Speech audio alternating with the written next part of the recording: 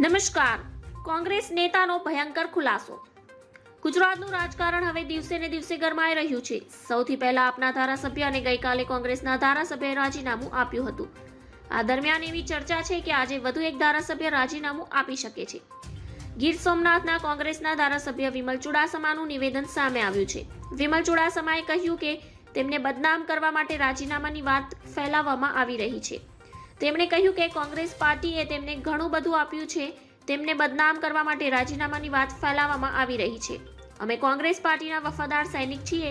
આ સાથે તેમણે કહ્યું કે જેના મન ડગે તેવા લોકો પક્ષમાં પલટો કરતા હોય છે. કોંગ્રેસના ધારાસભ્ય ચિરાગ પટેલે વિધાનસભા અધ્યક્ષને રાજીનામું આપી દીધું હતું. હજુ એક આપના ધારાસભ્ય ભાજપમાં જોડાવાની સાથે વાત વહેતી થતા આ બાબતે ઉમેશ મકવાણાએ પૂછતા આ વાતને અફવા ગણાવી હતી. ખંભાત વિધાનસભા બેઠકના કોંગ્રેસના ધારાસભ્ય ચિરાગ પટેલે વિધાનસભા અધ્યક્ષને રાજીનામું સોંપ્યું છે.